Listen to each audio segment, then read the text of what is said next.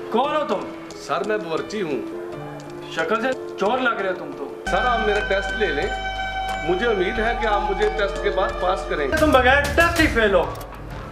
Get out. जिस बावर्ची को आपने गंदे कपड़े देकर निकाला था, शौकत साहब ने उसे अपने पास रख लिया। आज आपको इसलिए बुलाया है, आप कितना कमा लेते हो? तनख्वाह 30,000 है। मैं तुम्हें 50 देता हूँ, तुम मेरी तरफ आ जाओ।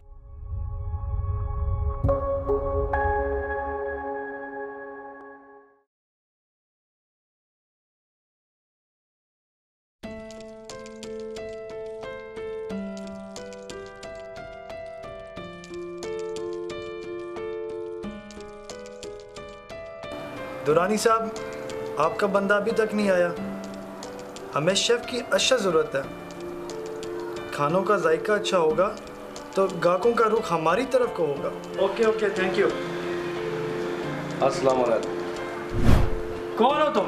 सर मैं बावर्ची हूँ, मुझे दुरानी साहब ने भेजा है।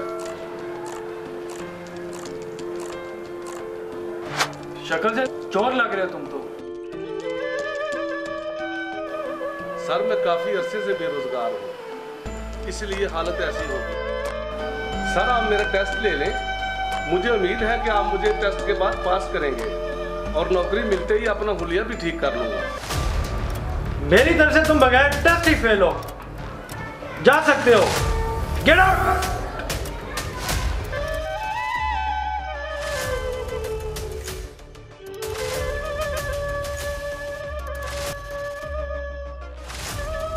क्यों भाई, उस होटल का खाना पसंद नहीं आया?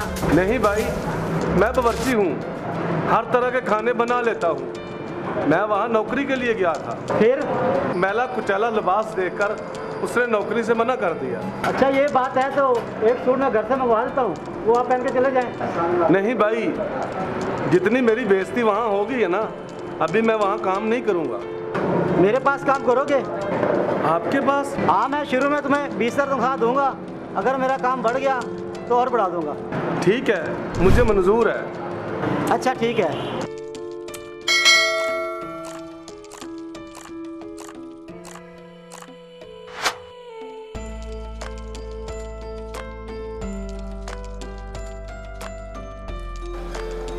इतना बदमजा खाना,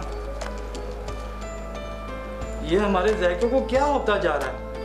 मालिक, हमारे बावर्ची के हाथ में ना जायका है ना बरकत। जो भी गाहक आता है आधा खाना छोड़कर चला जाता है। ये साथ वाले ढाबे पर आजकल बहुत ज़्यादा रश होता है, इसकी क्या वजह है? मालिक, जिस बावर्ची को आपने गंदे कपड़े देकर निकाला था, शौकत साहब ने उसे अपने पास रख लिया। उसके हाथ में जायका भी है और बरकत भी।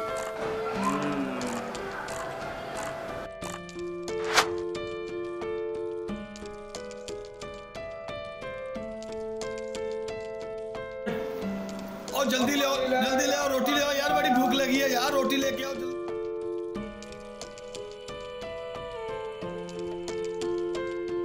बड़ी बात है सेठ साहब, आज आप हमारी दुकान पर, बताएं क्या खाना पसंद करेंगे? यार कुछ भी भेज दो। वेटर, साहब के लिए खाना लेके आओ।